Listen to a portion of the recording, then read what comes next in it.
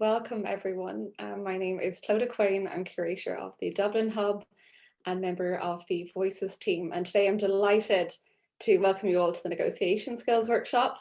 So today's workshop will be an interactive session led by Miroslav Draganov, a motivational speaker and communication excellence coach, and Mikel Valdivieso, who is a co-founder of Momentum Novum, a social business that promotes sustainable development in Europe and Latin America. For those watching, if you can, as I say, turn on your camera, but this will also be helpful for our later breakaways. If you're not familiar with Voices, it's a non-for-profit community that envisions a world where women are equally represented in public spaces. Voices focuses on elevating women to access career knowledge and skills development opportunities and mentoring from both advanced and early to mid career level professionals. Voices was also founded by Global Shapers. It's a community and network of young people, of which I'm part, and these young people are driving dialogue and change. It's a joint initiative of the Cambridge and Dublin Shapers Hubs, based in the UK and Ireland, and many of our Voices team join us today. You can see them by their backdrop. Particularly like to mention Sophia, who's leading it from the Cambridge Hub. So thanks to all of them for their input and preparing today. So before we kick off, I'd just like to ask you a question about how you heard about Voices. I'll share a quick poll with you here on screen. So we'll just give you a moment to fill that out quickly.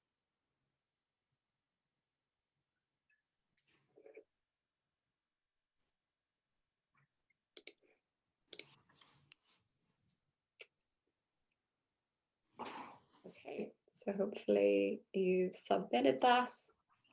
And without further delay, I'll pass to our two speakers, Michael and Miroslav, to introduce themselves and both of the case studies that we'll be working on today. And I hope you all enjoy the workshop.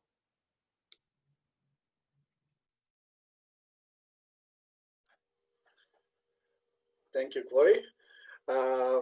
Okay, before we start, it's a great question to ask ourselves, how often do we negotiate? It's interesting to think in the very beginning. And as Chloe began in the very beginning, like all of us are here today to talk about negotiation skills, but we'll not talk so much with Michael, but we prepared for you concrete practical cases and case studies so we can practice together, and we will find out which conclusion will come up. So at the very beginning, I want to ask you to answer short 3 questions about negotiation skills so we can start from somewhere. So Juan, please share the poll. Okay, first, the first question, so focus on the answers. Only single answer is possible. How often do you use negotiation skills? If it's easier for you, I can read it. Only when I have interviews for a job or similar situation, when I want bigger salary at my workplace, when I strive to reach a deal with potential collaborators or clients, or every day, but only connected to my professional activities, or every day while interact with people, regardless if it's professional or private life purpose. Okay. Oh, some of you are so fast. Bravo. Super. The second question. How do we see compromise?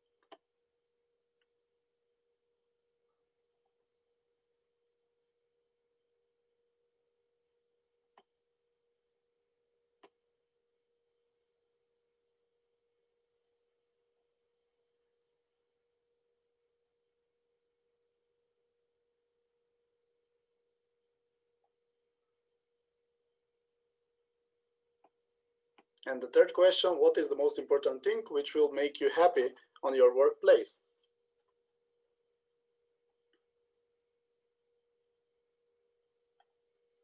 There are 4 possible answers here.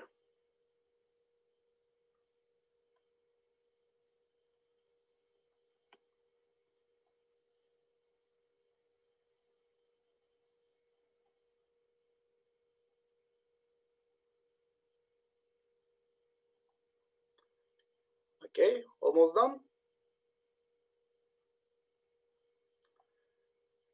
Okay, I think we can share the results.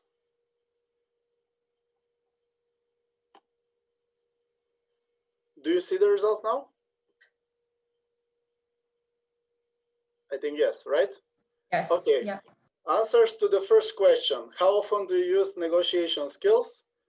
The higher percentage of you use it every day while interact with people, regardless of if it's connected with professional life or private life.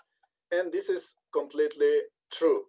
Sometimes we are not aware. So half of us here maybe are not aware of our everyday activities as negotiations. For example, if I should meet my friend at 5 or at 4 p.m. It is a negotiation if I could adjust a little bit. But today workshop will be focused on more on professional negotiation skills and how we can use them into our professional life. And that's why the second question is to see our attitude. So the second question is when we are aware that negotiation skills are really part of our everyday life, then we will see, we should find out how we look at the compromise as a result of possible negotiations. I'm happy to see that around, 60% of you see this as both positive and negative, but I'm happy by achieving a result. This is the crucial thing, because we are aware at the very beginning that when we are part of negotiations, we can't maybe achieve the best results in that sense, because we should be aware of the other side, the other party. But of course, if we are aware of that in the very beginning, we should be happy of the result that we will achieve. That's why we need negotiations in order to achieve that result. And the third question, this is the most important one, and here I see 70% of you. So the question is, what is the most important thing which will make you happy in your workplace? The answer is the employer is focused on great teamwork, positive spirits, and working environment by respecting anyone as a human and work on their satisfaction.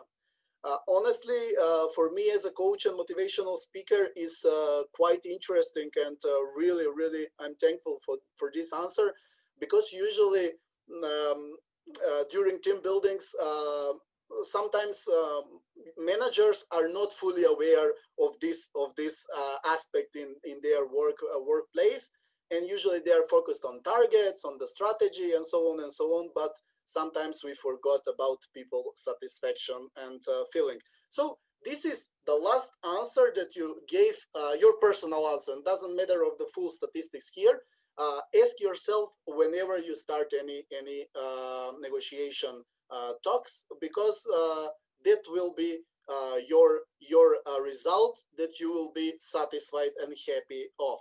So before going to the case study, I will give the floor to my colleague Michael, so he will continue. Thanks. Thank you so much, Miro, for that very interesting results on the poll that we just saw. Well, first of all, I'm saying hello to you from Quito, Ecuador. So it's quite early for me. Well, not so early. I want to start by a topic that Miro touched upon, and it's compromise. And let me tell you a short story about compromise. And I want to start with asking you the question of why should we compromise? So do you see the orange on the screen, right? Yeah? So there are two sisters. Both of them want the orange. The first one says, I want the orange. The second one says, I want the orange as well. What is the most rational thing to do? Well, you cut the orange in half, and each one of them has one half of the orange, right? But then the next thing that you have to do is ask them, why do they want the orange? It turns out that the first sister only wanted the skin of the orange to peel it and bake a cake. The other one, on the other hand, wanted to use the whole orange to make some orange juice. So when you cut it in half, none of them is 100% satisfied. But when you talk and ask questions about the interests of the other person, there's no need for you to compromise. You can actually satisfy both sisters 100% if you start asking the right questions. So this story, it's just a little preamble to talk about interests. The most important thing that we have to know when we are walking into a negotiation is, what are my interests, right? Sometimes halfway through a negotiation, we realize that what we are asking for is not really what we actually want.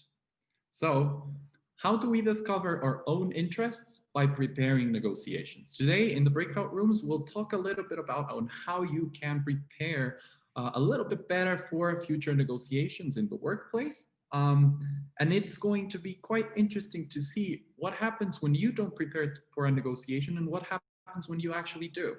Are you ready for certain emotional outbursts from the other person sitting across the table? Right? So the next thing that we should think about is, what is their interest? So what is the other sister's interest? Why does she want the orange? Is it reasonable for me to offer half of the orange?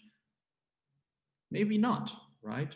So how do we move forward from knowing my interests and their interests? That is the most important question. And the answer to this, and I cannot stress enough, is preparation.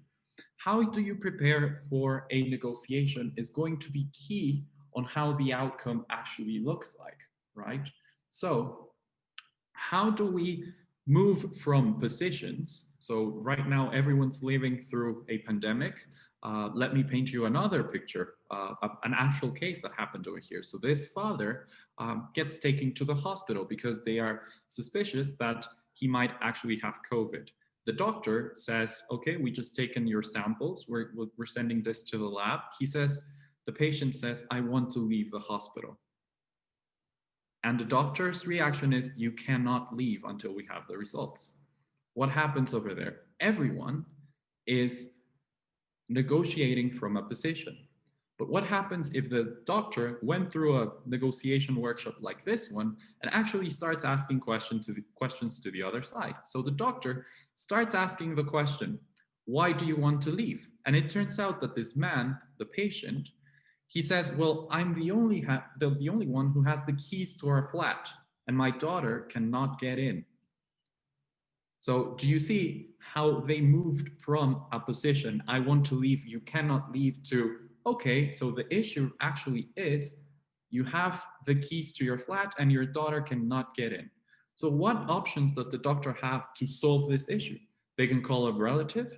They can call, I don't know, Uber Eats or like whatever thing you have for deliveries in your cities, to pick up the keys from the hospital and take them to the daughter. Call the daughter to pick them up from the hospital. We have multiple solutions for a situation that usually we think as unidimensional. So with these two stories, what I want to do is invite you to start thinking about, how can we better prepare for a negotiation? How can we recognize our own interests?